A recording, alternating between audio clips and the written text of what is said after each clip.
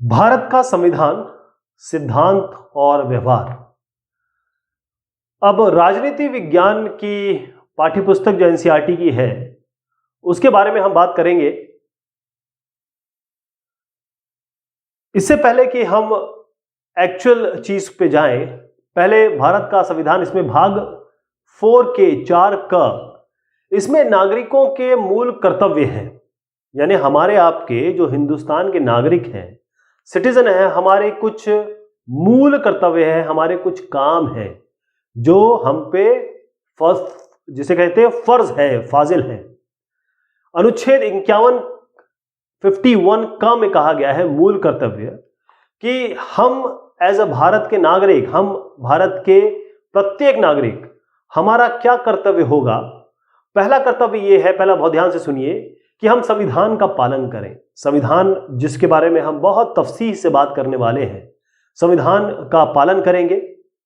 संविधान में जो आदर्श है, संविधान की जो संस्थाएं हैं, संविधान द्वारा जो संस्थाएं तय है, जैसे विधायिका, लेजिस्लेचर, इस तरीके से हमारी न्यायपालिका है, कार्यपालिका है, तो ये सारी चीजें जो संस्थाएं हैं उनका हम आदर करेंगे। राष्ट्रध्वज जो झंडा है हिंदुस्तान का, और राष्ट्रगान, इसका हम आदर करेंगे।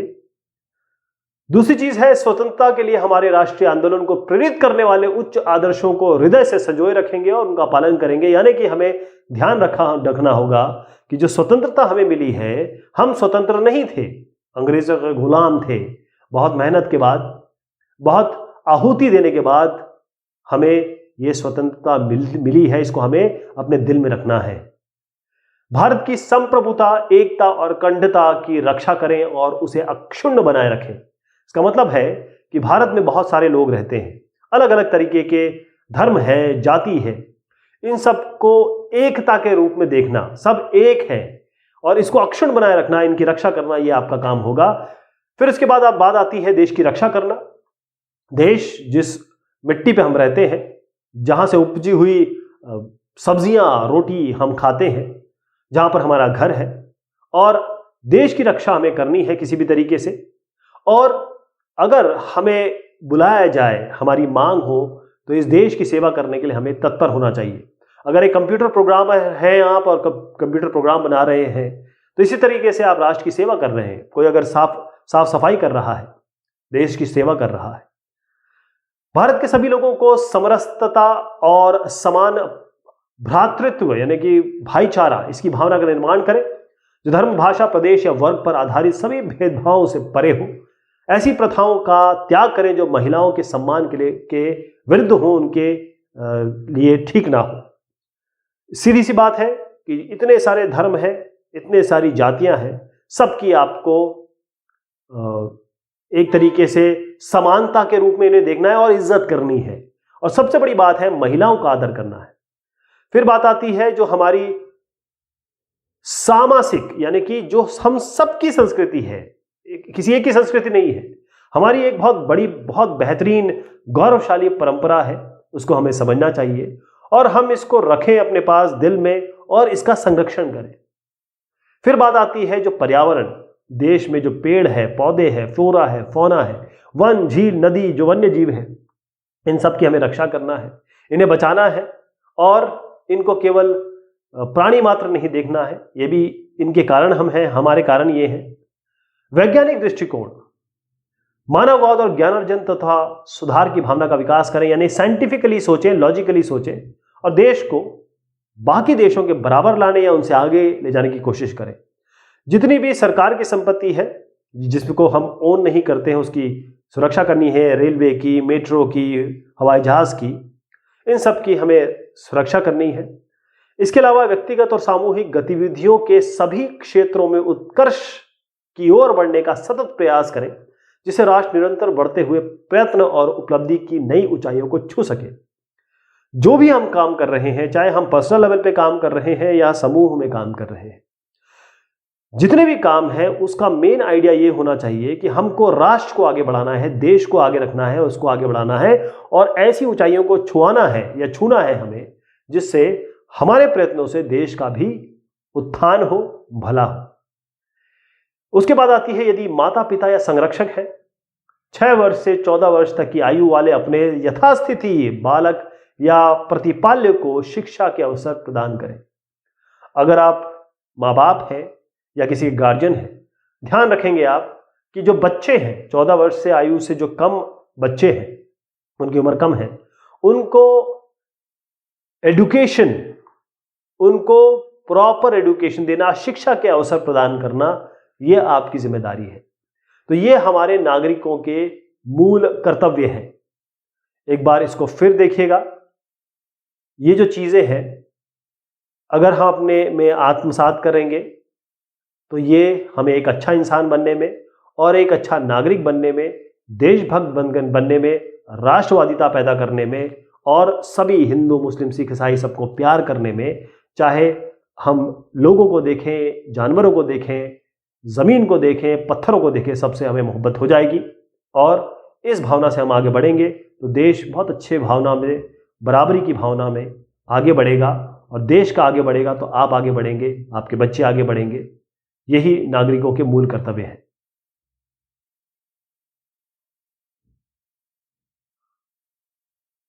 अध्याय 1 जो हम शुरुआत कर रहे हैं वो है संविधान क्यों और कैसे, कॉन्स्टिट्यूशन व्हाई एंड हाउ। संविधान क्या है? क्या यह कोई किताब है, कोई ग्रंथ है? इसके मायने क्या है? ये क्यों आया, कैसे आया? संविधान ये एक पुस्तक है, हमारे लिए पुस्तक है क्योंकि हमारे देश में ये पुस्तक के रूप में उपलब्ध है। एक और देश की मैं बात करूंगा, कई ऐसे देश आएंगे जिनमें इस तरीके से नहीं है।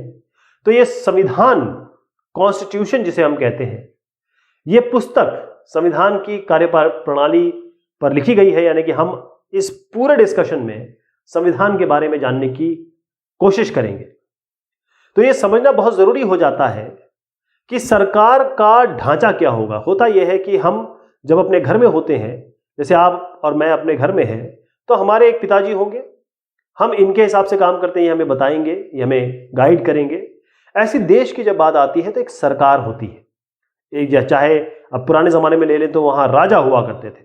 तो ये समझना जरूरी हो जाता है सरकार के पूरे ढांचे और सरकार की संस्थाओं को नियंत्रित करने वाले अलग अलग सिद्धांत की उत्पत्ति भारत के संविधान से हुई है। जो कॉन्स्टिट्यूशन है वही ये बताता है कि ये सरकार कैसी होगी, किस तरीके की होगी, क्या रूप होगा इसका। और जितनी भी संस्थाएं हम आज देखते हैं, आज हम जो भी संस्थाएं देख रहे हैं, चाहे हम कोर्ट देखते हैं, चाहे हम पुलिस देखते हैं, चाहे हम इलेक्शन कमीशन ऑफ इंडिया देखते हैं, ये जितनी भी संस्थाएं हैं, सरकार की संस्थाएं, ये कहां से आई हैं? ये सब संविधान से आई हैं। तो संविधान की अलग अलग चीजों से, संविधान के अलग अलग प्रावधानों से हमें सरकार कैसी हो और उसकी संस्थाएं कैसी होंगी, इसके बारे में जानकारी मिलती है। तो हम कोशिश करेंगे ये जानने की कि संविधान किसे कहते हैं, एक्चुअल में कॉन्स्टिट्यूशन है क्या, और संविधान से हमें मिलता क्या है, संविधान समाज को देता क्या है, संविधान समाज में शक्ति का बंटवारा कैसे करता है, कैसे पावर का डिस्ट्रीब्यूशन होता है। जैसे मान लीजिए आपके पिताजी हैं, आपको और मुझे, हमारे पिताजी जो है वो किस तरीके से पावर डिस्ट्रीब्यूट करेंगे। मान लीजिए इनके पास एक रोटी है, ये अगर पूरी रोटी इनको दे देते हैं, मान लीजिए आपको, तो मेरा क्या होगा? कैसे संविधान शक्ति या कहें पावर को डिस्ट्रीब्यूट करने में मदद करता है, और भारत का संविधान बनाया कैसे गया है। जो कॉन्स्टिट्यूशन बना उसकी बहुत लंबी प्रक्रिया थी। जो किताब एक कॉन्स्टिट्यूशन के रूप में हमारे पास अवेलेबल है, जिसको हम देश का बाइबल मानते हैं, जैसे अगर आप एक क्रिश्चियन है तो आपके लिए बाइबल सबसे इंपॉर्टेंट धार्मिक किताब होगी, कोई मुस्लिम है तो कुरान पाक उनके लिए बहुत महत्वपूर्ण होगा, कोई हिंदू है तो गीता उनके लिए बड़ी महत्वपूर्ण हो जाती है। लेकिन जहां तक हम बात करते हैं एक देश की, क्योंकि हम एक हिंदू मुस्लिम बाद में होते हैं, पहले देश के नागरिक होते हैं, यहां पर हम जानने की कोशिश करेंगे कि संविधान कैसे बनाया गया है। पहला सवाल उठता है कि संविधान की आवश्यकता क्यों है? क्या बगैर संविधान के काम नहीं चल रहा था?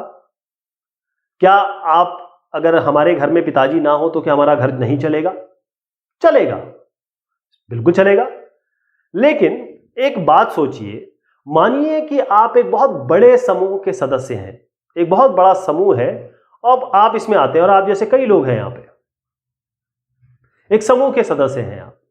अब ये समूह में अलग अलग तरीके के लोग होंगे, जैसे मैं और आप, अगर हम इस समूह में आते हैं, मैं अलग इंसान हूं, आप अलग आदमी हैं, हमारी धार्मिक निष्ठाएं अलग हैं, आप हो सकते हैं हिंदू, मैं हो सकता हूं मुसलमान, ये हमारा जो तीसरा दोस्त है ये हो सकता है ईसाई, यानी कि हमारी मान्यताएं अलग हो सकती है।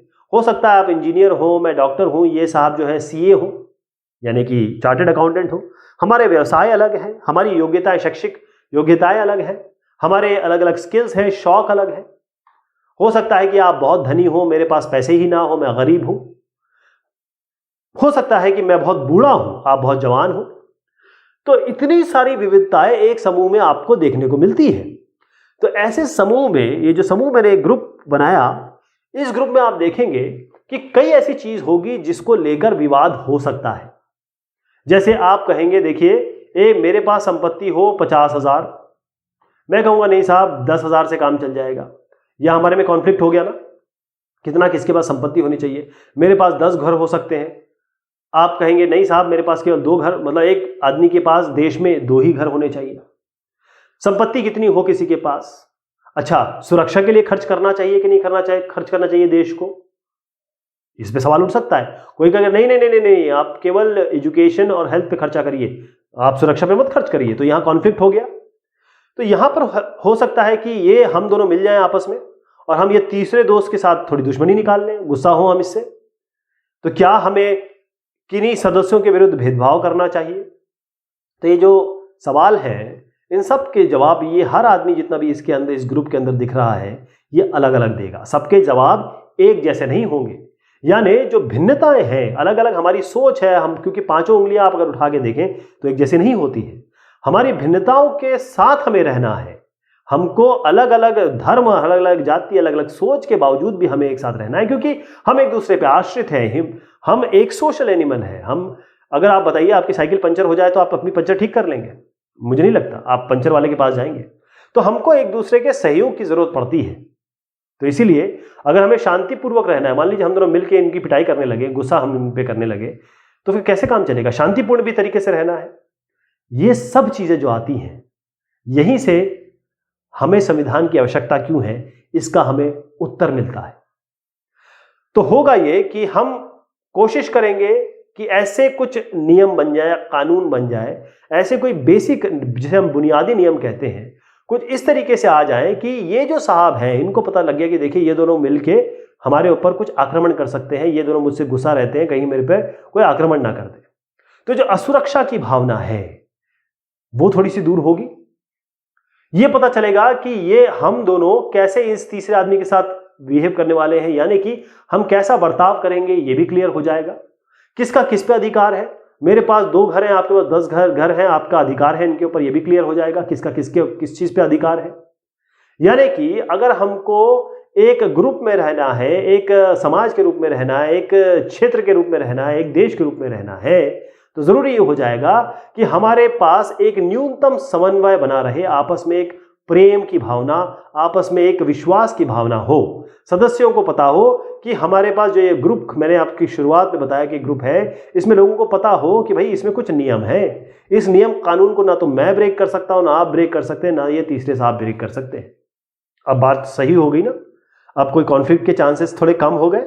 हमने देखा कि जहां पर अगर नियम कानून नहीं थे, आपस में कुछ दिक्कतें हो सकती थी, आपस में जो डिस्कशन थे वो ठीक तरीके से किसी एक फाइनल कंक्लूजन पे नहीं पहुंच रहे थे, वहां पर चीजें सॉल्व होने लगी। अब एक और चीज जोड़ लीजिए, मान लीजिए इसके बावजूद भी मैं और आप मिलके इस तीसरे साहब के साथ कुछ गड़बड़ करने की कोशिश करते हैं, तो कुछ नियम जो बनाए गए हैं उस पे न्यायालय, जो नियम बनाए गए हैं वो न्यायालय के जरिए, कोर्ट के जरिए लागू किए जा सकते हैं। और ये भी बिल्कुल क्लियर हो गया इस ग्रुप के मेंबर को कि अगर हम दोनों मिलकर कुछ गड़बड़ करते हैं इनके साथ, कुछ सोचते हैं इनके बारे में, तो हम दोनों को कानून के तौर पे न्यायालय के अधीन होकर हमको दंडित किया जा सकेगा। तो अब ये साहब जो यहां रह रहे हैं ये तो बहुत आराम से रह सकेंगे, क्योंकि उन्हें पता है कि अगर हम दोनों ने कुछ किया इन तीसरे साहब के साथ तो हम दोनों तो जेल जाएंगे। तो इसका मतलब ये है कि कुछ ऐसे नियम कानून जिनको कानूनी, ऐसे नियम कानून या ऐसे नियम जिनको कानूनी मान्यता हो, जिसको न्यायालय के जरिए लागू किया जा सकता हो, तब हम सोचेंगे, कहेंगे कि ये नियम बिल्कुल सही है।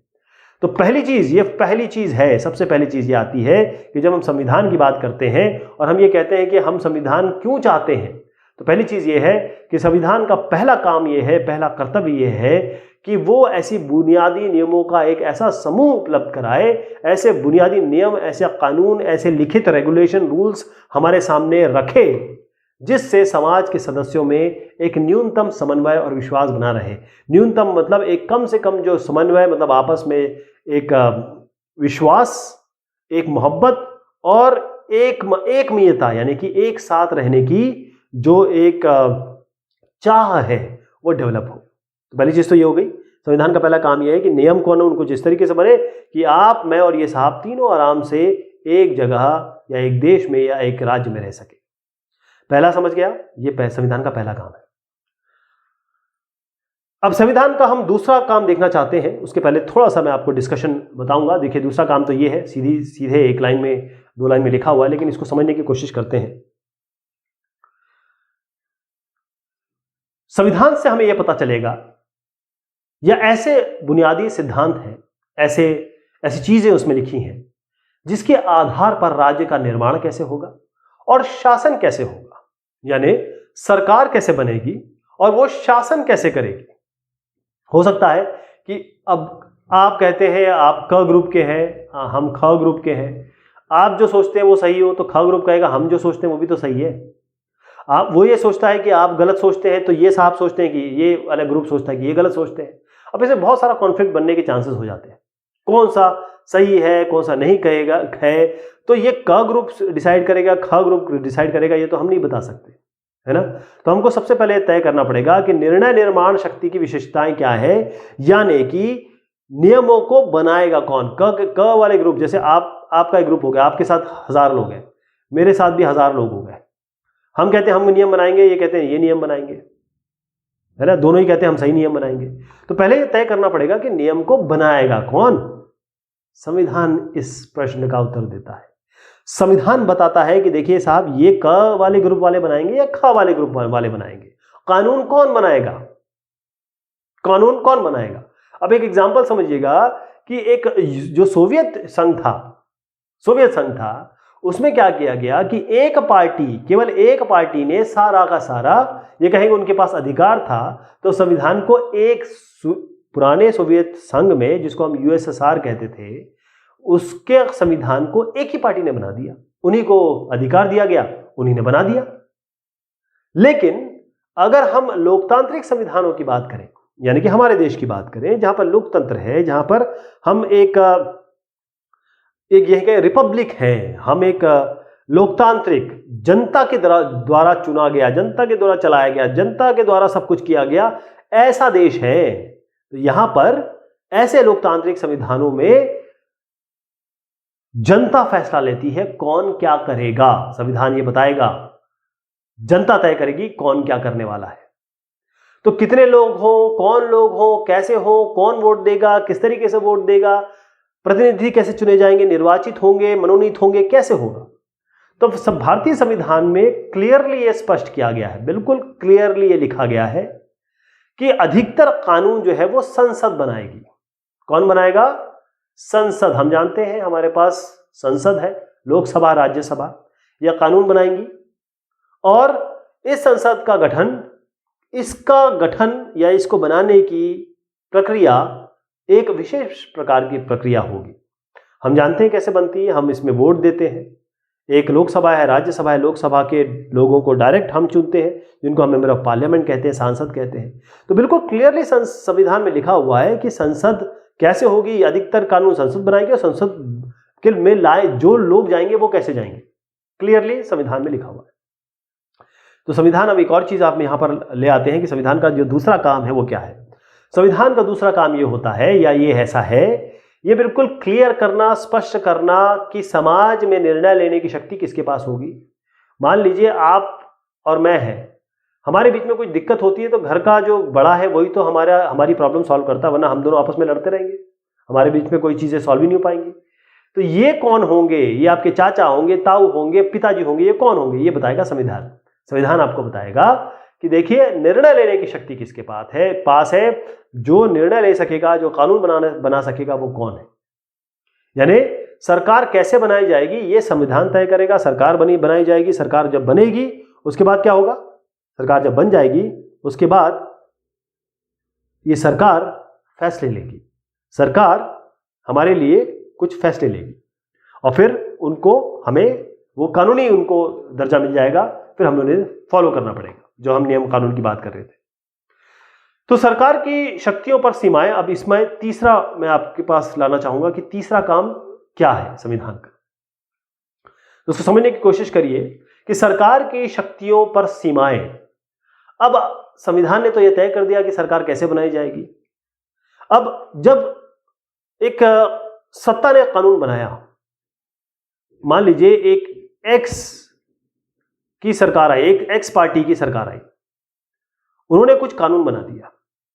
ये जो कानून है वो आपको सही नहीं लग रहा, एक बहुत बड़ा ग्रुप है जिनको सही नहीं लगा।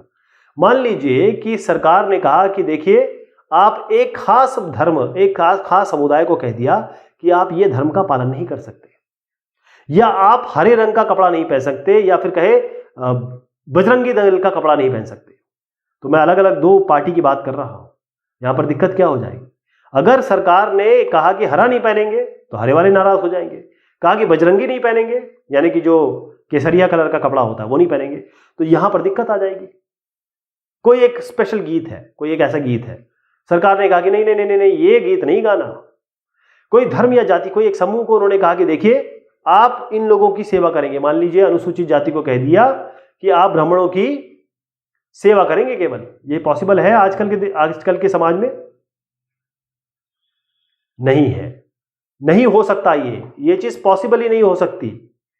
तो ये जो चीज है, अगर सरकार इस तरीके से कुछ काम करती है, लागू करने की कोशिश करती है, तब आपके पास एक उपाय होना चाहिए, लोगों के पास एक तरीका होना चाहिए कि वो इसका विरोध कर सकें, ऐसी चीजों का जो सरकार ने उन पर लागू कर दिया है, जो उनके अधिकारों का हनन है।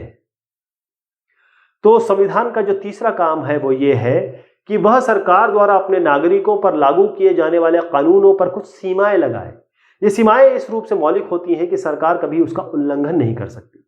अगर आपने एक सरकार का चयन कर लिया, मान लीजिए एक एक्स पार्टी की सरकार आ गई, उसने ऐसा कुछ कर दिया कि एक बहुत बड़े तबके, बहुत बड़े समूह को एकदम खत्म करने की कोशिश करने लगी, तो यहां पर संविधान आएगा, यहां संविधान का रोल आएगा और संविधान बताएगा नहीं साहब आप ऐसा कुछ नहीं कर सकते, तो संविधान के आपको तहत चलना पड़ेगा।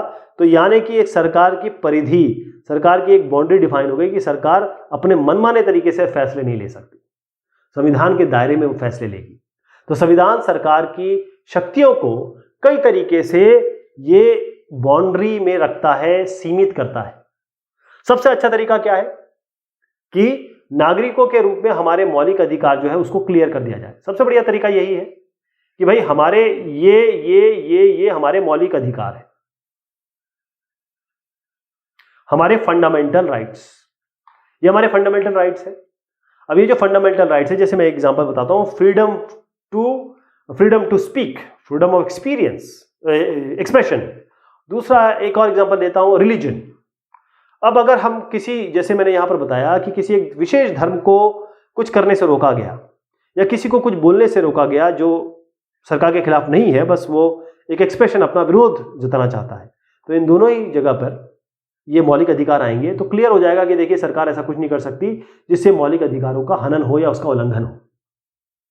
तो नागरिकों को कुछ मौलिक स्वतंत्रताएं या अधिकार दिए गए हैं, जैसे भाषण आप दे सकते हैं, कहीं खड़े होकर 4 लोगों को बुला के आप अपना भाषण दे सकते हैं, ऐसे स्वतंत्रता है आपके पास। संगठन आप बना सकते हैं। इसी तरीके से कई ऐसी चीजें हमें मौलिक अधिकारों में मिली है। लेकिन इसमें एक चीज और है संविधान में कि अगर आपातकालीन स्थिति आ गई, कोई ऐसी चीज आ गई, वहां पर आपके मौलिक अधिकारों को वापस लिया जा सकता है, मौलिक अधिकारों को वापस लिया जा सकता है और कई चीजें आपसे छीनी जा सकती हैं। ये लेकिन आपातकाल की स्थिति है, जो कि बहुत ही ऐसी सिचुएशन है जो कभी आएगी, इसकी भी शंका है। अब समाज की क्या आकांक्षाएं हैं और क्या लक्ष्य है? देखिए, जो हमारा संविधान है ये एक ऐसा उदाहरण है जिसमें ये एक ढांचा प्रोवाइड करता है, एक इंफ्रास्ट्रक्चर या ये कहें एक फ्रेमवर्क प्रोवाइड करता है, जिससे लोगों के लिए, समाज के लिए कुछ अच्छे काम किए जा सके। कहने का मतलब कि आप और मेरी जो इच्छाएं हैं, आकांक्षाएं हैं, वो पूरी की जा सके, उनके ऊपर काम किया जा सके। जिन समाजों में असमानताएं हैं या ये कहें कि असमानता की गहरी खाइयां हैं, अलग अलग तरीके के लोग रहते हैं, अगर हम वहां क्या करें कि सरकार पे या सरकार की शक्तियों को हम रोकें, खत्म करें या ये कहें प्रतिबंध लगा दें, तो ये पूरा काम नहीं हो पाएगा। वहां हमको सरकार को इतना समर्थ बनाना पड़ेगा, सरकार को इतनी पावर देनी पड़ेगी, उसको इतनी शक्ति देनी पड़ेगी, जिससे वो आपकी और हमारी, यानी जो असमानताएं हैं, मान लीजिए आप गरीब हैं, मैं अमीर हूं, हमारी जो असमानता है, कोई गरीब है, कोई अमीर है, हमारे बीच में हो सकता है जातिगत भेद हो, इनको निपटने के लिए सरकार को पावर देना या सरकार में पे प्रतिबंध कम लगाना यह जरूरी हो जाता है, ताकि मेरी और आपकी आकांक्षाएं और हमारे जो लक्ष्य है, हमारा लक्ष्य क्या होता है, हम अच्छी जिंदगी व्यतीत करें, हमें ज्यादा परेशानी ना हो। दक्षिण अफ्रीका की हम बात करें तो वहां पर अपार्थेड यानी कि नस्लीय भेदभाव, गोरों और कालों, इनके बीच में जो भेदभाव है, इसका बहुत पुराना इतिहास है, बहुत सालों तक चला है। तो फिर उसके बाद जो संविधान दक्षिण अफ्रीका में बनाया गया, उस पे बेस ये था कि इस सरकार या ये संविधान या सरकार इस तरीके से बनाई जाए कि जो नस्ली भेदभाव सालों से चला आ रहा है, इसको कम ना किया जाए, इसको मिटाया जा सके, इनको खत्म किया जा सके। तो संविधान समाज की जो इच्छाएं हैं, मेरी आपकी जो आकांक्षाएं हैं, उसी का एक आप कह सकते हैं प्रतिबिंब है। जैसे अगर मैं भारत के संविधान के बारे में बात करूं, तो हमारे संविधान के जो निर्माता हैं, उनका एक ही ध्येय था, एक ही एम था कि जो आपकी और हमारी जो बुनियादी समस्याएं हैं, बुनियादी जरूरतें हैं, जिसे हम बुनियादी भौतिक जरूरतें यानी कि हम फिजिकल रिक्वायरमेंट्स कहते हैं, जिसमें रोटी कपड़ा मकान तो आता है, साथ में शिक्षा आती है, स्वास्थ्य आता है। एक तो ये चीज हो गई, ये हमें मिलना चाहिए। दूसरी चीज कि हम खुशी से, गरिमा से, इज्जत से और आत्मसम्मान से रह सके। तो गरिमा और सामाजिक आत्मसम्मान ये भी जरूरी है, इसीलिए हमारे जो संविधान निर्माताओं ने इस पर बहुत खास ध्यान दिया। तो मैं आपको अब चौथा काम बता रहा हूं संविधान का। संविधान का जो चौथा काम है वो ये सीधा है कि सरकार को ऐसी पावर, अगर मैं ऐसे सरकार बनाऊं तो इस सरकार को इतनी पावर मिले या ऐसी क्षमता मिले जिससे ये आपकी और मेरी आकांक्षाओं, इच्छाओं, हमारी जो भी जरूरतें हैं उनको पूरा किया जा सके। साथ में मेरे और आपके बीच में अगर कोई असमानता है, गरीबी अमीरी की रेखा है, जातिगत भिन्नताएं हैं, उनको भी दूर किया जा सके, या ये कहे कि एक न्यायपूर्ण समाज, एक समाज ऐसा जिसमें न्याय या लॉ हो और ऐसी परिस्थितियां बन सके जिससे मैं और आप बहुत मोहब्बत से अच्छे से रह सके। तो एक कॉन्स्टिट्यूशन जो है, संविधान को समर्थ बनाने वाले कुछ प्रावधान कैसे प्रोवाइड करता है, जरा मैं एग्जांपल छोटा सा देता हूं आपको।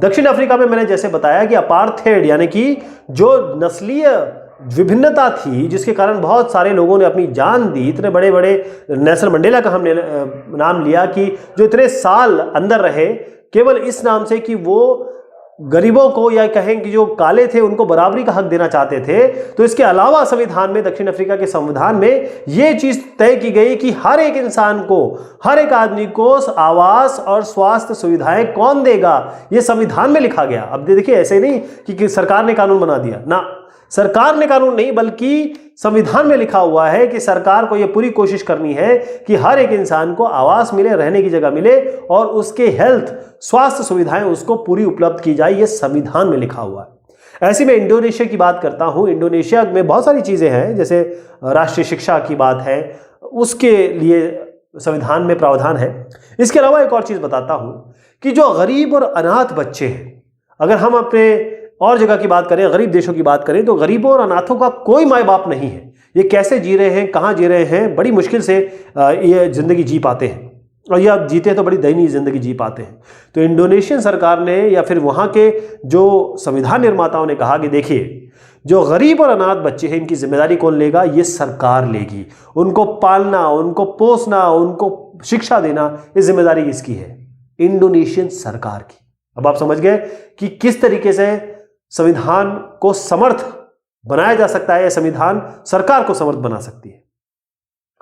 अब बात की जाए राष्ट्र की बुनियादी पहचान। हम एक राष्ट्र को कैसे देखते हैं, क्या समझते हैं? किसी भी समाज की एक सामूहिक इकाई के रूप में पहचान होती है। जैसे एक समाज है, हमने कहा कि ये कोरी समाज है, हमने कहा ये कोई जाट समाज है, ऐसे हम पहचानते हैं, है ना। इसी तरीके से हमें जानकारी मिलती है, ऐसे हम जानते हैं। लेकिन जो बुनियादी नियम है, कुछ ऐसे नियम और सिद्धांत हैं, अगर हम इस पे सहमत होते हैं तो हम अपनी राजनीतिक पहचान बनाते हैं। कहने का मतलब यह है कि अगर हम कुछ नियमों का पालन करने लगे या सिद्धांतों को फॉलो करने लगे तो हमारी इस इकाई से पहचान हो ही रही है। इसके अलावा हमारी ऐसी पहचान भी हो रही है जिसको हम राजनीतिक पहचान कह सकते हैं, जब हम कुछ नियम और सिद्धांतों को फॉलो करें या उसको आत्मसात करें। संविधान आधिकारिक बंधन लगाकर यह तय कर देता है कि कोई क्या कर सकता है और क्या नहीं। कहने का मतलब संविधान हमें एक नैतिक पहचान भी देता है। आप इसको समझिए, मैंने दो तरीके की पहचान बताई थी, अब आपकी तीसरी पहचान आ गई है, नैतिक पहचान। बहुत सारे बुनियादी राजनीतिक और नैतिक नियम विश्व के सभी प्रकार के संविधानों में स्वीकार किए गए हैं। कहने का मतलब यह है कि एक छोटा सा एग्जांपल देता हूं। बच्चों की शिक्षा, एक छोटा बच्चा है, उसकी शिक्षा।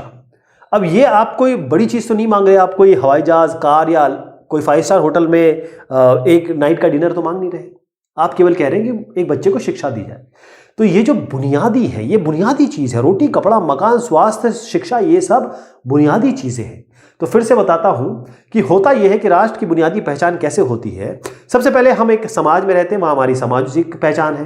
फिर हम आ जाते हैं कि हम कुछ नियम और सिद्धांत को मानेंगे तो राजनीतिक पहचान हम अपनी बना लेते हैं। उसके बाद क्या होता है कि अगर संविधान हमारे इस तरीके के आधिकारिक बंधन को तय करता है, इस तरीके की परिधि को तय करता है कि हम ये जान सकते हैं कि हमारी नैतिक पहचान क्या है, नीतिगत पहचान क्या है। और उसके बाद ये जो हमने जितनी भी बात की, राजनीतिक पहचान और नैतिक पहचान, जो भी नियम अगर इस तरीके के हैं, ये सारे जो संविधान में, कई संविधान में ये चीज दी गई है। जैसे मैंने एक एग्जांपल लिया, बच्चे की शिक्षा। इंडोनेशिया और हमने दक्षिण अफ्रीका की बात की, वहां पर जो बुनियादी चीजें हैं वो रखी गई हैं। ऐसी हमारे देश के संविधान में या हिंदुस्तान के संविधान में भी बहुत सारी जो बुनियादी चीजें हैं वो हमें पहचान दिलाती हैं। जितने भी संविधान हैं वो हमारी जो मूलभूत अधिकार है, जैसे मैं फिर से बताऊं, रोटी, कपड़ा, मकान, शिक्षा, स्वास्थ्य, ये हमारे मूलभूत अधिकार हैं। जितने भी संविधान हैं उनमें हमने किसी भी संविधान को देख लीजिए आप, वहां पर बिल्कुल क्लियर है कि जो एक नागरिक की जरूरत है, जो उसकी मूलभूत अधिकार हैं, आवश्यकताएं हैं, उनकी रक्षा संविधान करता है।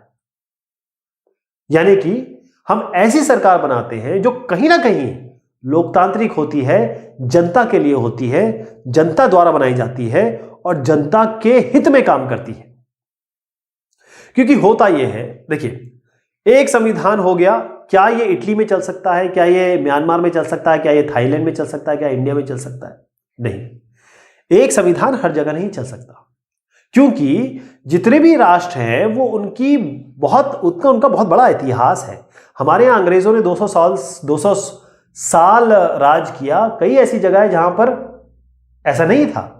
तो हमारी जो परंपराएं हैं या फिर इतिहास जो हमारा है वो अलग है। तो हर एक राष्ट्र के लिए एक जैसा संविधान नहीं हो सकता। एक एग्जांपल देता हूं, तो जर्मनी का जो निर्माण हुआ है, जर्मन जो देश है, उसका निर्माण जर्मन नस्ल, यानी जो जर्मन ओरिजिन के लोग हैं, जर्मनी के जो निवासी, जो जिसे कहते हैं हम नेटिव्स, उनके आधार पे हुआ जर्मनी का निर्माण। संविधान ने भी कहा हाँ ठीक है, संविधान ने बाकायदा इसकी मान्यता दी, पहचान, इसकी अभिव्यक्ति दी। अब आइए भारत पे।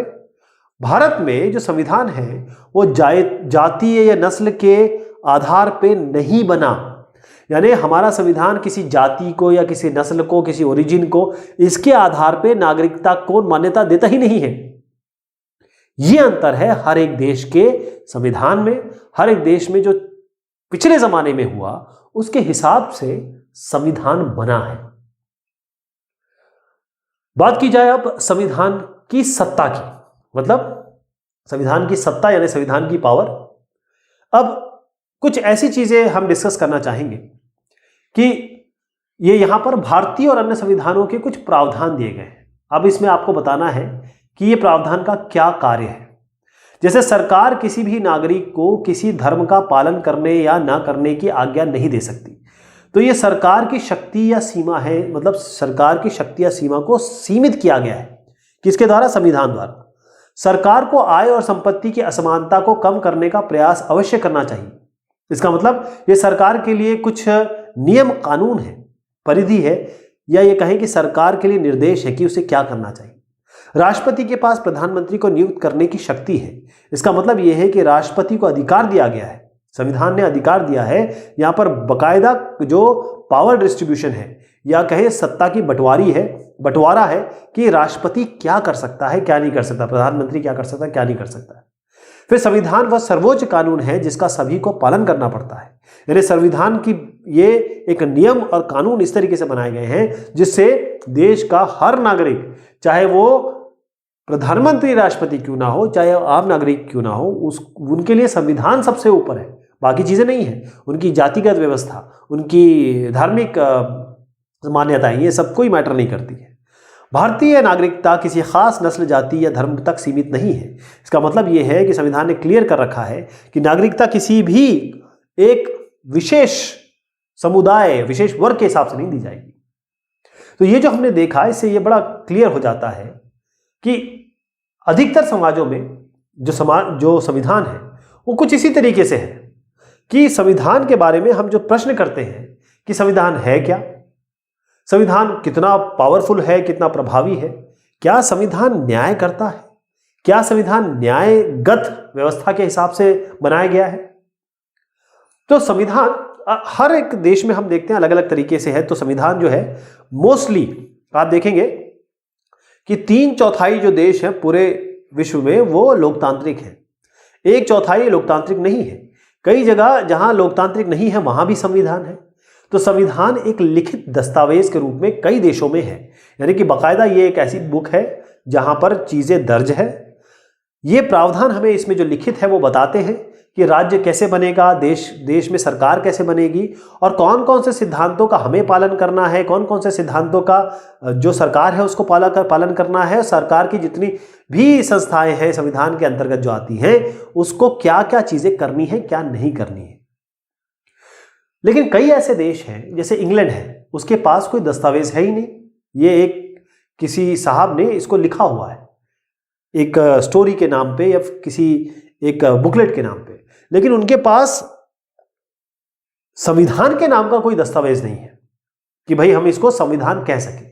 बल्कि उनके पास जो दस्तावेज है और जो निर्णय लिए गए हैं, यानी कि जो कागजात हैं, या ये कहें कि जो उनके पास पन्ने हैं, डॉक्यूमेंट है, और जो निर्णय लिए गए हैं, बहुत समय से जो निर्णय लिए जा रहे हैं, उसकी बकायदा एक श्रृंखला है, एक कड़ी है।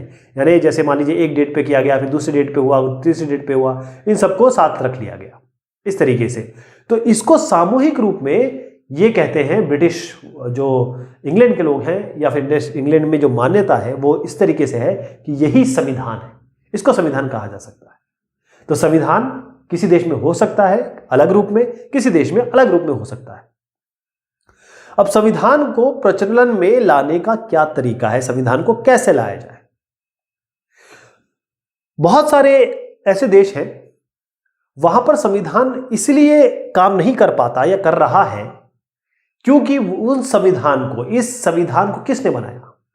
जो शासक हैं, सैनिक शासक, उन्होंने बना दिया, या ऐसे नेताओं ने बना दिया जो कि लोकप्रिय नहीं थी, जिनको लोग चाहते ही नहीं, पसंद ही नहीं करते। सैनिक शासक जो बनाएगा वो उस तरीके से बनाएगा पावर, अपना पावर रिटेन करने के लिए। जो लोकप्रिय नेता नहीं है वो अपने हिसाब से बनाएंगे, है ना। तो इसका मतलब ये है कि वो लोग जो लोगों से कनेक्ट नहीं है या लोगों को साथ लेकर चलने की जिनमें क्षमता ही नहीं है, उन लोगों ने बना दिया है संविधान।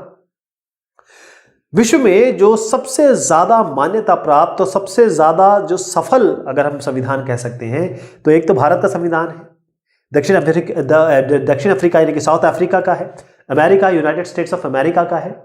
तो ये ऐसे संविधान हैं, इनका एग्जाम्पल लिया जा सकता है क्योंकि ये एक सफल राष्ट्रीय आंदोलन, हमने अंग्रेजों के खिलाफ जो एक आंदोलन चलाया उसके बाद हमें स्वतंत्रता मिली। इसी तरीके से दक्षिण अफ्रीका में हुआ, नस्लीय भेदभाव को ख़त्म किया गया, अमेरिका में भी इसी तरीके से हुआ। तो राष्ट्रीय आंदोलन हुए, बहुत समय तक चले, सालों तक चले, उसके बाद ये देश बने। इसीलिए इनके जो संविधान बने उनकी मान्यता सबसे ज़्यादा है, माना जाता है इसको। भारत में जो संविधान बना उसके लिए एक बाकायदा संविधान सभा थी। तो संविधान सभा ने दिसंबर 1946, ध्यान रखिएगा, दिसंबर 1946 और नवंबर 1949, तकरीबन 3 साल का आपको इसमें पता चल रहा होगा, इसके बीच में एक बाकायदा संविधान सभा थी, यानी कि एक बाकायदा लोगों का एक ग्रुप था, समूह था, उन्होंने हमारे देश में संविधान बनाया।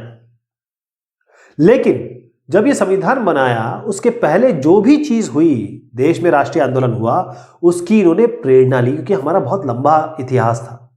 तो संविधान को इसलिए वैधता मिली, हमारे देश का संविधान इसलिए इतना मान्य है, हमारे देश के लोग संविधान को इतना मानते हैं क्योंकि जिन लोगों ने बनाया और उनको वो डायरेक्ट सीधा संवाद कर सकते थे, लोगों के में लोकप्रिय थे, लोगों ने उनको माना और सम्मान था उनका।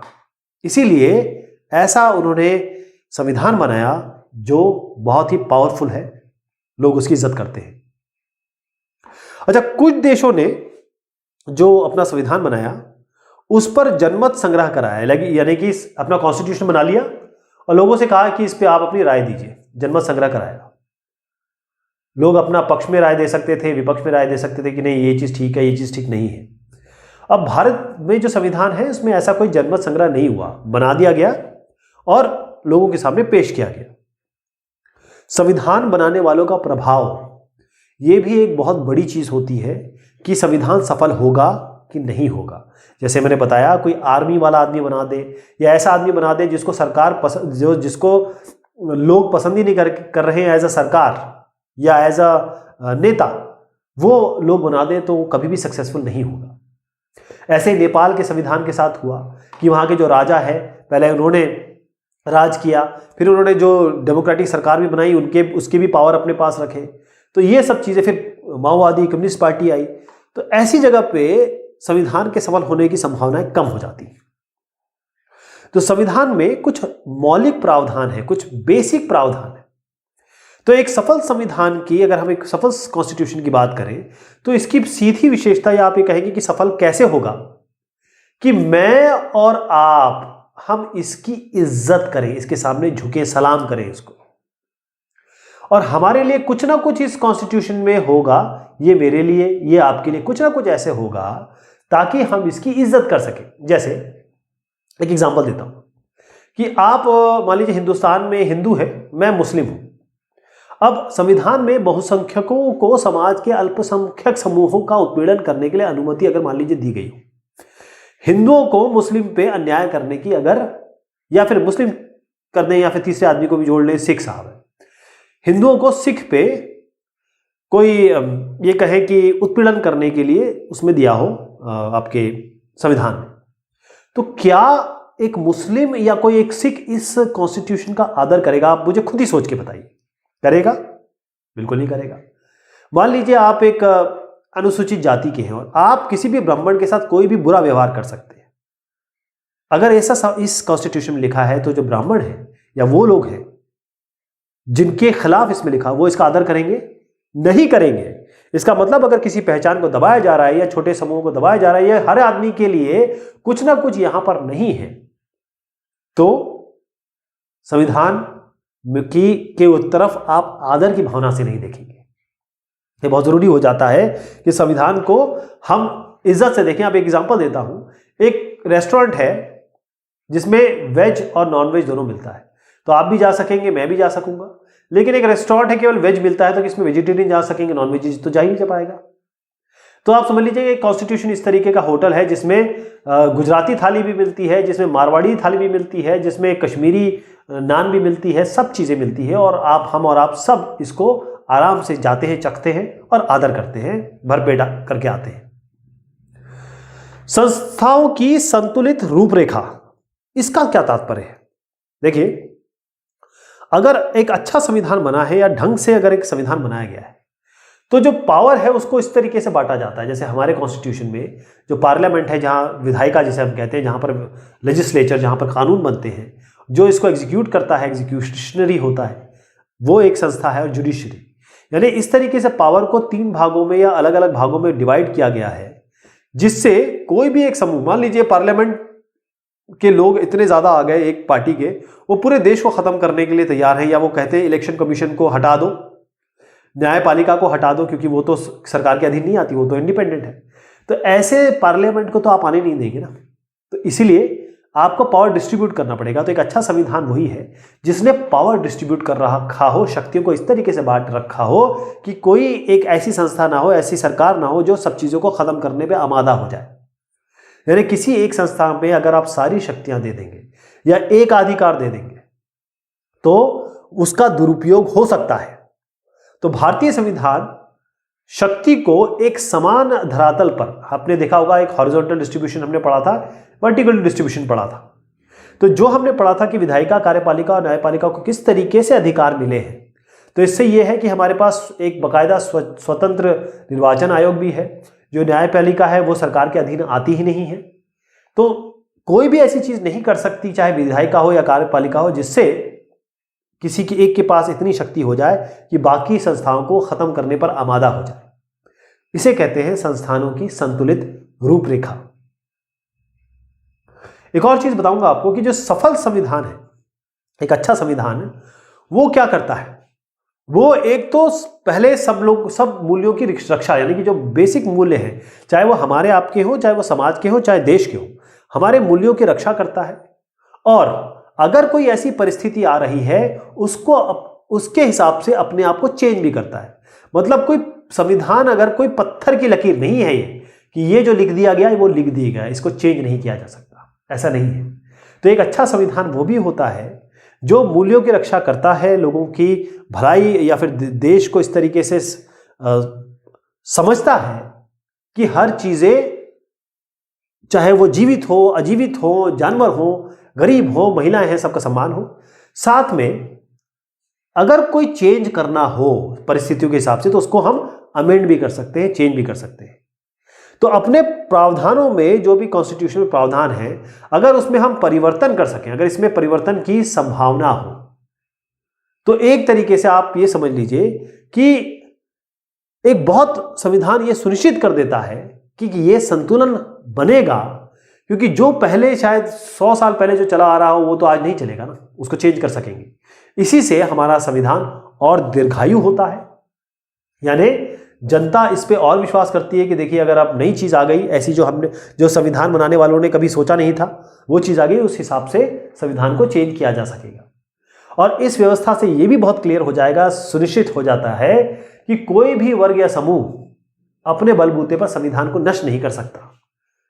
इससे यह भी क्लियर हो जाता है कि अमेंडमेंट कर सकते हैं और मूल्यों की रक्षा भी करता है। तो कोई भी ऐसा अगर सिचुएशन बन जाए कि कोई खत्म करने की कोशिश करे, वो नहीं कर सकता।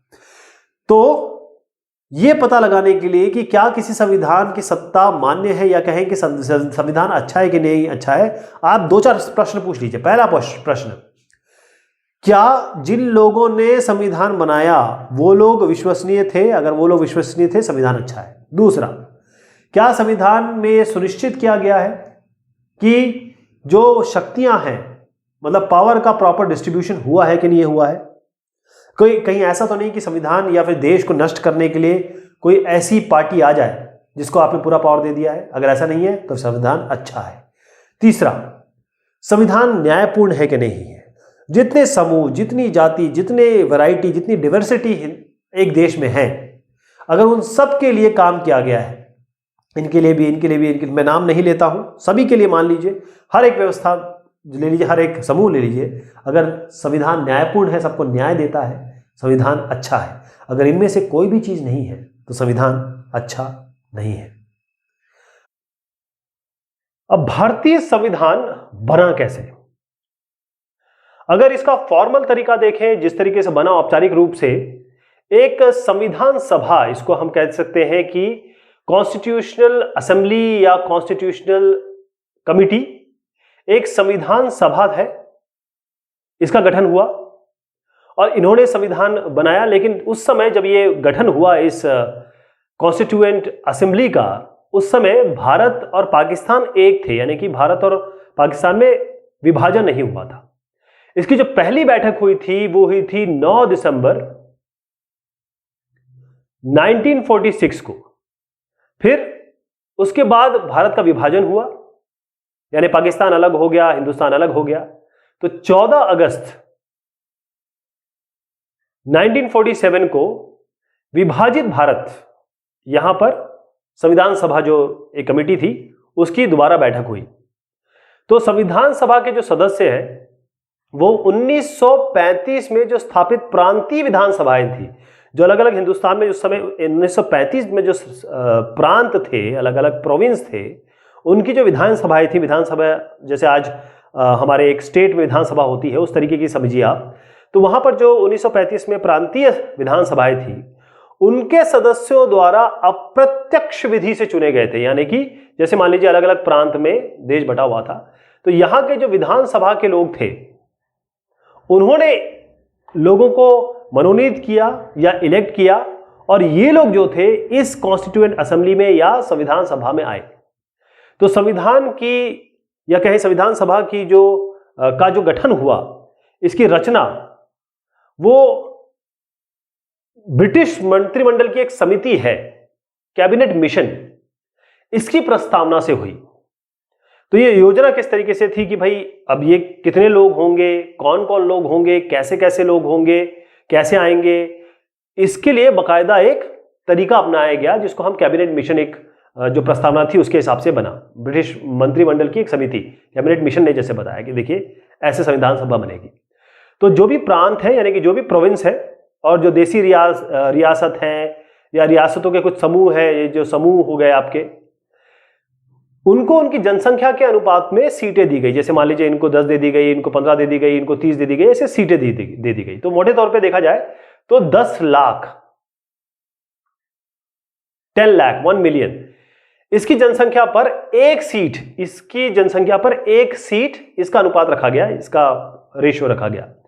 तो इससे क्या हुआ कि जो ब्रिटिश सरकार जिसपे शासन करती थी, प्रत्यक्ष शासन वाले जो प्रांत थे, उनको 292 सदस्य चुनने थे, जिसे हम कहते हैं ब्रिटिश राज, यानी जहां पर ब्रिटिश डायरेक्ट राज करती थी। और जो देसी रियासत थी, जैसे जो देसी रियासत थी, उनको 93 सीट्स मिली। भाई 292 सीट्स जो है वो वाले प्रोविंसेस होंगे जहां पर ब्रिटिश सरकार डायरेक्ट राज करती है, बाकी 93 जो देसी रियासतें थी। उसके बाद हर एक प्रांत की सीटों को अलग अलग समुदायों में बांटा गया। जैसे ये हो गया ना, तो इसको ऐसे से बांट दिया गया। बांटा कैसे गया? मुसलमान, सिख और बाकी सामान्य, इनमें उनकी जनसंख्या के अनुपात में 10 लाख जैसे मैंने बताया, उस हिसाब से बांट लिया गया। और जो प्रांतीय विधानसभाओं में जो प्रत्येक समुदाय के सदस्यों ने अपने प्रतिनिधियों को चुना, यानी जैसे मुसलमान, जैसे एक ये है, इसमें जो मुसलमान लोग हैं उन्होंने मुसलमान प्रतिनिधि, सिख लोगों ने सिख, और बाकी जैसे हैं हिंदू, उन्होंने अपने हिंदू प्रतिनिधि चुने। और ये जो है ना बड़ा प्रोपोर्शन में हुआ, यानी कि जो समानुपातिक, समान अनुपात के हिसाब से रिप्रेजेंटेशन सबको मिले। और एकल संक्रमण मत पद्धति, यानी एक आदमी एक मत देगा, उस तरीके से इनका इलेक्शन हुआ। ये कहें ये सभा बनाई गई। जो देसी रियासत में बता रहा हूं, जिसपे ब्रिटिश डायरेक्ट शासन नहीं करते थे, उनके प्रतिनिधियों का चुनाव कैसे हुआ? उनका चुनाव का तरीका आपस में डिस्कशन से हो, परामर्श से तय किया गया। आपस में एक डिस्कशन हुआ उसके हिसाब से कि भाई देसी रियासत किस हिसाब से वो चुनेगी। तो ऐसे संविधान सभा आपकी बनी, ये आप देख पा रहे हैं कि ये कुछ चित्र है जिसमें संविधान सभा के आपको मेंबर्स दिख रहे हैं। संविधान सभा का स्वरूप कैसा था, कैसा इसका फॉर्मेशन कैसा था, ये इस तरीके से हुआ कि 3 जून 1947 इसमें जो इसके हिसाब से जो योजना थी उसके अनुसार जो डिवीजन होगा विभाजन के बाद, क्योंकि हिंदुस्तान पाकिस्तान अलग हो गया तो उतने सदस्य तो रहे नहीं, तो पाकिस्तान से जो चुन के आए थे, क्योंकि उस समय हिंदुस्तान पाकिस्तान एक था, वहां के रियासतों से और जहां पर ब्रिटिश का शासन था वहां के जैसे पार्टीशन हुआ तो वो तो लोग जहां से चुन के आए थे वो तो रहे नहीं, अब क्योंकि वो पाकिस्तान के पाकिस्तान में चले गए। तो हुआ ये कि अब जो वास्तविक सदस्य थे, अगर मैं इसको जोड़ूं तो 292 और 93 कितना होता है, 5 9 18 385 करीब आपके मेंबर्स थे। लेकिन जैसे ही पाकिस्तान अलग हुआ तो इनकी संख्या जो है 299 रह गई। तो 26 नवंबर 1949 को 284 सदस्य ये उपस्थित थे जब इनकी चर्चा हुई या आप कहें कि मीटिंग हुई, और यही लोगों ने अंतिम रूप से जो संविधान फाइनल बना उस पे सिग्नेचर किए। कितने लोगों ने, 284 लोगों ने।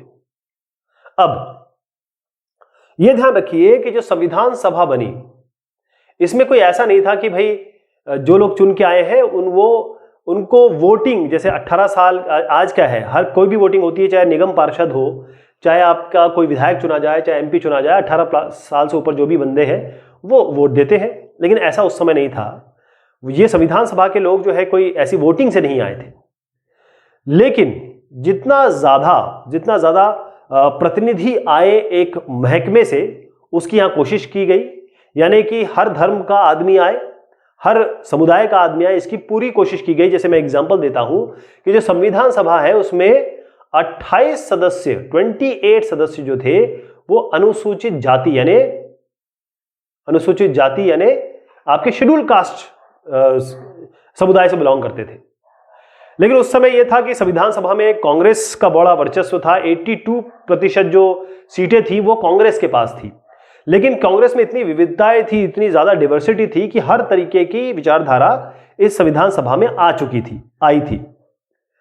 अब इसके कामकाज की शैली कैसे थी, संविधान सभा का कामकाज कैसे हुआ, इसकी शैली कैसे थी। देखिए, संविधान सभा का मेन उद्देश्य, मेन आइडिया ये था कि इनको पूरे देश को देखना है, पूरे देश के हर आदमी, हर इंसान, चाहे गरीब हो, अमीर हो, किसी भी धर्म संप्रदाय को बिलोंग करता हो, उनके हितों का ध्यान रखना ये मेन था। अब सदस्य थे, देखिए आपके घर में देखिए 2 भाई होंगे, उनके बीच में मतभेद हो जाता है। तो जब 284 या 299 लोग मिल रहे हैं, किसी बात पे डिस्कशन कर रहे हैं, तो इनके बीच में आपस में मतभेद होता ही है, होगा, होना भी चाहिए, तभी तो अच्छी चीज निकल के आएगा ही। ऐसी कोई भी बात नहीं थी, क्योंकि जहां भी हित की बात आती थी वहां टकराव होता था, मतभेद होता था। लेकिन ये डिबेट सभा इसलिए बनाई गई थी कि डिबेट हो और एक अच्छी चीज निकल के आए।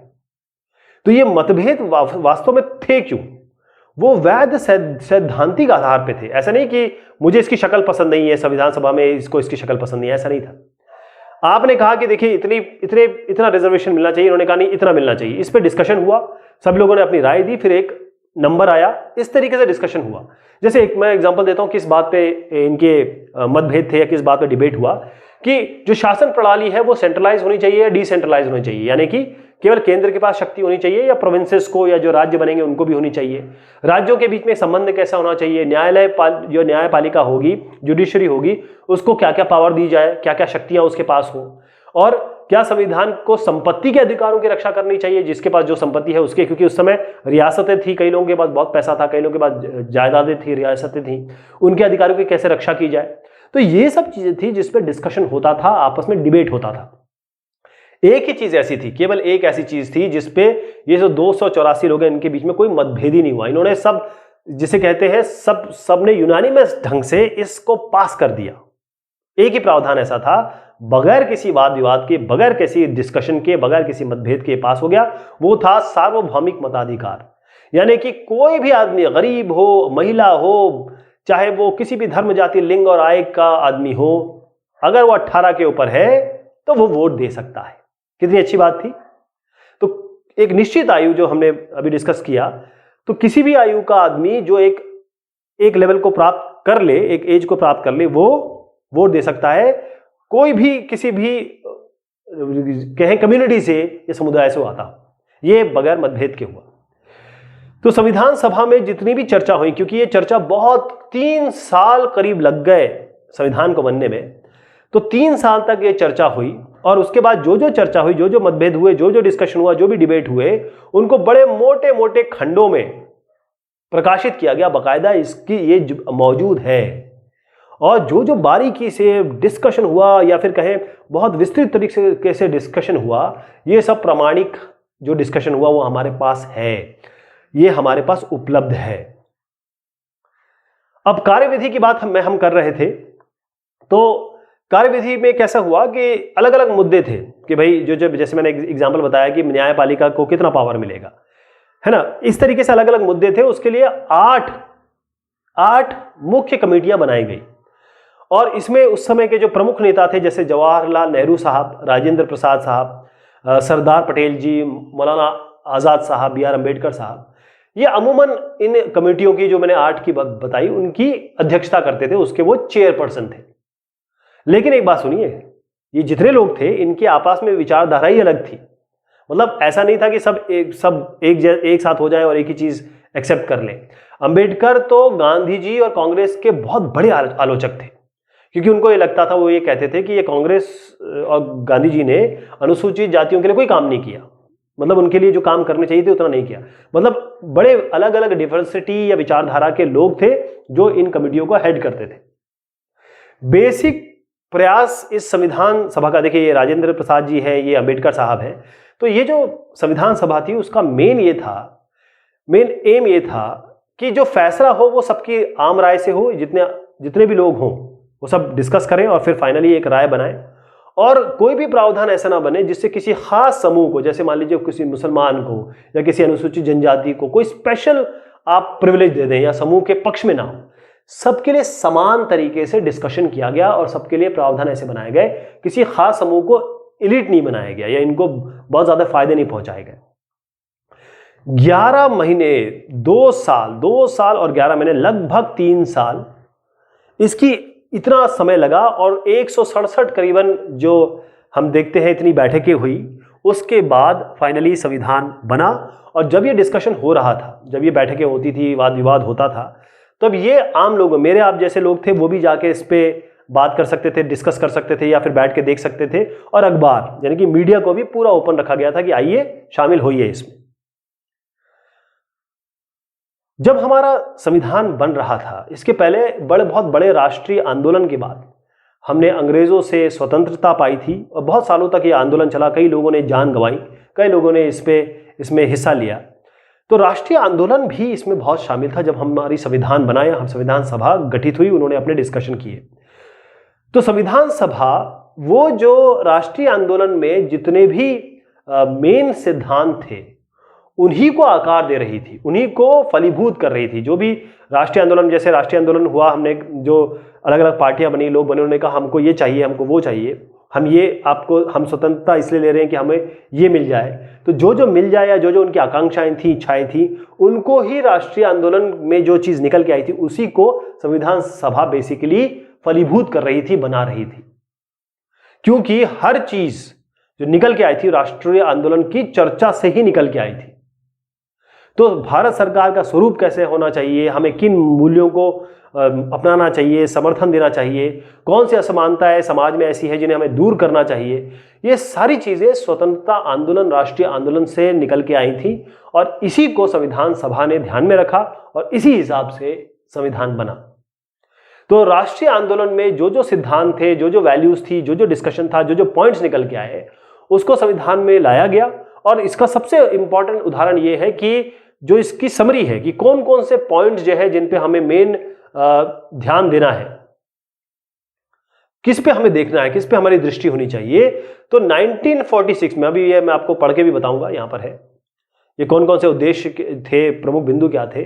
तो नेहरू साहब ने 1946 में अपना एक उद्देश्य प्रस्ताव बताया कि भाई हमारा संविधान बनाने का उद्देश्य क्या है।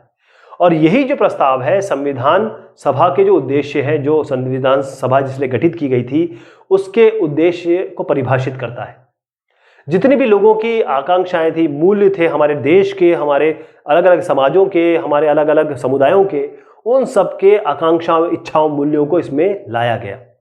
तो इसीलिए हमारा संविधान समानता, बराबरी, स्वतंत्रता, फ्रीडम, लोकतंत्र यानी कि डेमोक्रेसी, संप्रभुता, सबको मिला के चलना और एक सर्वजनीन मतलब हर एक इंसान के लिए जो संविधान बना उसको आप देखते हैं कि बुनियादी प्रतिबद्धताओं को संस्थागत स्वरूप दिया गया। यानी कि जो चीज़ें, जितनी भी चीज़ें एक मान्य होती हैं एक समाज में, अच्छे समाज में, वो सब चीज़ें आप हमारे संविधान में देखते हैं। इसलिए संविधान एक ऐसी सरकार बनाने के लिए बिल्कुल प्रतिबद्धता, यानी कि ऐसी सरकार बनाई जाए इस संविधान को बना के कि संविधान ऐसी सरकार बनाने में मदद करेगा कि जो राष्ट्रीय आंदोलनों में लोगों ने, नेताओं ने जो अपनी आश्वासन दिए या इच्छाएं प्रस्तुत की या प्रेजेंट की, वो सब इसको पूरा किया जा सके। तो इसके लिए आप देखिए जो संस्थागत व्यवस्थाएं थी, इसको मैं बताने से पहले जरा मैं आपको वो बात बताऊंगा 1946 में जो उद्देश्य की बात हुई थी, वो उद्देश्य क्या था और वो उद्देश्य को किस तरीके से प्रदर्शित किया गया, संविधान में फलीभूत किया गया। तो भारत एक स्वतंत्र संप्रभु गणराज्य है। भारत ब्रिटेन के अधिकार में आने वाले भारतीय क्षेत्रों, देशी रियासतों और देशी रियासतों के बाहर ऐसे क्षेत्र जो हमारे संघ का अंग बनना चाहते हैं, उनका एक संघ होगा, यानी कि भारत एक होगा, सिंगल भारत, सबको मिला के एक देश बनेगा। जो संघ की इकाइयां हैं स्वायत्त होंगी, यानी कि जो फेडरल सिस्टम है वो लिया जाएगा और सभी शक्तियों का प्रयोग और कार्यों का संपादन करेंगे जो संघीय सरकार को नहीं दी गई हैं। इसका मतलब जो देश की सरकार है, जो प्रोविंसेस की सरकार है, यानी कि फेडरलिज्म इसमें लाया जाएगा, संघवाद इसमें लाया जाएगा। संप्रभु और स्वतंत्र भारत तथा इसके संविधान की समस्त शक्तियों और सत्ता का स्रोत जनता है, यानी कि हर चीज जो आ रही है, चाहे किसी भी तरह की बात हो, आ रही है वो जनता से। हमको जनता की बात सुननी है, जनता के लिए काम करना है। भारत के सभी लोगों को सामाजिक, आर्थिक, राजनीतिक न्याय, कानून के समक्ष समानता, प्रतिष्ठा और अवसर की समानता, कानून और सार्वजनिक नैतिकताओं की सीमाओं में रहते हुए भाषण, अभिव्यक्ति, विश्वास, धर्म, उपासना, व्यवसाय, संगठन और कार्य करने की मौलिक स्वतंत्रता की गारंटी और सुरक्षा दी जाएगी। यानी कोई भी इंसान, कोई भी आदमी जो एक हिंदुस्तानी नागरिक है या जिसके लिए हम ये संविधान बना रहे हैं, उसको समानता मिले, उसको इज्जत मिले, हर एक तरीके की के इस देश में रहने के लिए उसको फ्रीडम मिले। जो अल्पसंख्यक है, जो बेचारे मार्जिनलाइज्ड है, पिछड़े लोग हैं, जनजाति है, दलित है, अन्य पिछड़े वर्ग है, उनको सुरक्षा देना हमारा मेन ध्येय होगा, मेन काम हो गया। ये उद्देश्य प्रस्ताव में था। इसलिए आज भी हम देखते हैं कि हम जो कई ऐसे वर्ग हैं जिनको रिजर्वेशन मिला हुआ है, हम उनको स्पेशल प्रिविलेज दिए गए हैं। गणराज्य की क्षेत्रीय अखंडता तथा थल, जल और आकाश में इसकी संप्रभु अधिकारों की रक्षा सभ्य राष्ट्रों के कानून और न्याय के अनुसार की जाएगी। यानी कि अगर हमारा देश बिल्कुल सभ्य राज्य, हम किसी पे आक्रमण नहीं करने वाले और हम पे कोई आक्रमण करेगा तो हम छोड़ने भी नहीं वाले। इस तरीके से हम अपनी रक्षा, चाहे वो आर्मी, नेवी जो उसके बाद बनी, डिफेंस, आर्मी, नेवी और एयरफोर्स, तो थल, जल और आकाश तीनों में हमारा ध्यान रहेगा। हम डिफेंस के लिए पूरा ध्यान देंगे और विश्व शांति और मानव कल्याण के विकास के लिए देश स्वेच्छापूर्वक का पूर्ण योगदान करेगा। यानी कि हम फॉरेन के लिए, देश विदेश के लिए, लोगों की मदद करने के लिए, देश को हमारे विश्व शांति के लिए, क्योंकि उस समय दौर था द्वितीय विश्व युद्ध का, तो विश्व युद्ध चल रहे थे, दिमाग में लोगों के थे, कई तरह की क्रांतियां हो रही थी, लोग अलग अलग देश स्वतंत्र हो रहे थे। तो इसके लिए कहा कि हम लोगों की मदद करने के लिए, दूसरे देशों की मदद करने के लिए तत्पर है। ये उद्देश्य प्रस्ताव थे।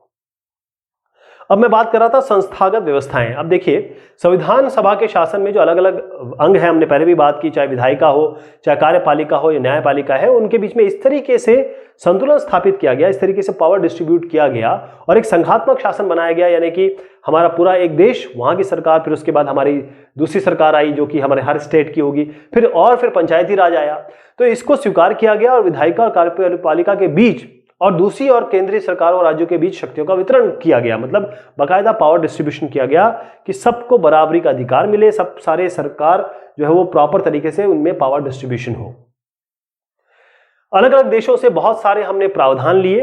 अब ये प्रावधान का मतलब ये नहीं कि हमने बस ऐसे ही उठा लिए, हम ये संविधान सभा को ये प्रूव करना पड़ा कि ये जो हमारी समस्याएं, हमारे देश की आशाएं और समस्याएं, दिक्कतें हमारे यहाँ जो है, लोगों की जो ज़रूरतें हैं, उसके हिसाब से ये प्रावधान डाले गए। बस ऐसे नहीं कि अच्छा लगा, अरे वाह ब्रिटेन में इतना अच्छा प्रावधान है, साउथ अफ्रीका में ऐसा है, उठा के रख लिया गया, ऐसा नहीं किया गया।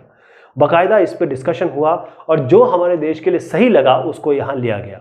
यानी कि हमारा जो संकुचित दृष्टिकोण था, जिसे प्रोरेकियल कहते हैं, उसको हमने छोड़ा। संविधान सभा ने या जो लोग थे उन्होंने जो संकीर्ण मानसिकता है उसको छोड़ा और अलग अलग देशों में जितने अच्छे अच्छे प्रावधान थे अलग अलग देशों के संविधान में, उनको जज्ब किया, उनको आत्मसात किया, हमारे देश के संविधान में उसको डाला। तो कौन कौन से देश से क्या क्या प्रावधान, मुख्य प्रावधान हमने लिए? तो ब्रिटिश संविधान यानी कि ब्रिटिश कॉन्स्टिट्यूशन से सर्वाधिक मत के आधार पर चुनाव में जीत का फैसला, सरकार का संसदीय रूप, यानी जो पार्लियामेंट बना या फिर सबसे ज्यादा जिसको मत मिलेंगे वो सरकार गठन करेगा किसी भी लेवल पे, ये ब्रिटिश संविधान से लिया गया। कानून के शासन का विचार यानी कि रूल ऑफ लॉ होगा, हर चीज कानून के दायरे में रहेगी। विधायिका में अध्यक्ष का पद और उसकी भूमिका, यानी कि विधायक हर एक लेजिस्लेचर में एक अध्यक्ष होगा, वो कौन अध्यक्ष होगा, किस तरीके से बनाया जाएगा, ये हमने ब्रिटिश संविधान से लिया। कानून निर्माण कैसे बनेगा, उसकी विधि क्या होगी, ब्रिटिश संविधान से लिया। आयरलैंड से हमने लिया राज्य के नीति निर्देशक तत्व, यानी कि जो डायरेक्टिव प्रिंसिपल्स हैं, किस तरीके से एक राज्य को इंडिकेशन दिया जाएगा, किस तरीके से चीजें चलेंगी एक राज्य में, मतलब राज्य मतलब पूरे देश की बात हो रही है। यह आयरलैंड से लिया हमने। फ्रांस से हमने लिया कि सब बराबर हो, सब फ्रीडम से जिए और आपस में मोहब्बत हो, यानी कि स्वतंत्रता, समानता और बंधुत्व। अमेरिका से हमने लिया मौलिक अधिकारों की सूची, यानी जो हमारी फंडामेंटल राइट्स हैं, क्या एक इंसान को एज ए ह्यूमन बीइंग क्या क्या फंडामेंटल राइट्स उसको मिलने चाहिए, और न्यायिक पुनरावलोकन की शक्ति और न्यायपालिका की स्वतंत्रता। यानी अगर कोई ऐसी चीज आ जाती है उसमें, जैसे हमारे पास हाई कोर्ट है, अगर हम हाई कोर्ट पे जाते कोई दिक्कत होती है, हमें उसके रूलिंग ठीक नहीं लगती, तो हम सुप्रीम कोर्ट में जा सकते हैं। तो अलग अलग लेवल पे हम अपनी चीजें पेश कर सकते हैं और न्यायपालिका स्वतंत्र होगी, यानी न्यायपालिका ऐसा नहीं होगी सरकार के अंडर में, वरना तो सरकार सारे काम करा लेगी न्यायपालिका से। न्यायपालिका बिल्कुल भिन्न होगी, वो अपने आप में पावरफुल होगी, जैसा हमारा कॉलेजियम सिस्टम है। कनाडा से हमने क्या क्या लिया, एक अर्ध संघात्मक सरकार का स्वरूप, यानी सशक्त केंद्रीय सरकार वाली संघात्मक व्यवस्था, जिसमें जो सेंट्रल सरकार होगी वो पावरफुल होगी और उसके बाद बाकी हर एक प्रोविंस में अलग अलग सरकार होगी। अवशिष्ट शक्तियों का सिद्धांत, यानी कि जो शक्तियां हैं उसका डिस्ट्रीब्यूशन हो और प्रॉपर तरीके से सबको शक्तियां यूज करने को मिले। तो हमने ये देखा कि संविधान निर्माताओं ने बड़ी दूरंदेशी करके, आज भी देखिए इतने साल हो गए, हमें संविधान को ही बाइबल मानते हैं। जो भी हमारे मूल्य थे, आकांक्षाएं थी, जो स्वतंत्रता आंदोलन से निकल के आई थी, उन सबको लेकर संविधान सभा ने या संविधान हमारा बना है। दुनिया की हर एक चीज को हमने आत्मसात किया जो अच्छी थी, और हम उस केवल एक कागज का पोथा हमने नहीं बनाया, बल्कि ऐसी चीज बनाई जिसको लोग रिस्पेक्ट करने लगे। तो एक दस्तावेज है हमारा, खासतौर पे हम देखें कि हमारा और दक्षिण अमेरिका का बड़ा पॉपुलर संविधान है। 3 वर्ष लगा इसको, लेकिन 3 वर्ष के बाद, जिसे कहें देर आए दुरुस्त आए, 3 वर्ष के बाद एक बहुत अच्छी चीज हमें मिली। और जितने भी लोग हैं, चाहे अलग अलग समुदाय, क्योंकि हमारा देश इतना डाइवर्स है, हमारे देश से ज्यादा डाइवर्सिटी कहीं हो ही नहीं सकती। हर तरीके का धर्म, हर तरीके के लोग, हर तरीके का वातावरण, हर तरीके का टेम्परेचर, हर तरीके के मान्यताएं, सब यहाँ पर अवेलेबल है। इन सबको एक किताब में पिरोना और सबके लिए एक ऐसी चीज बनाना जो सबको मान्य हो, बहुत बड़ी बात थी। जो जो हमने डिस्कस किया, अब उसको मैं कोशिश करूंगा कि बहुत शॉर्ट में एक समरी टाइप आपको बता दूं, ताकि आप इसको जो भी हमने देखा है उसको समझ पाएं, ताकि रिवीजन तरीके से हो जाए। तो इसको हम डिस्कस करेंगे अगली बार। तब तक के लिए शुक्रिया, मेहरबानी आप सभी की।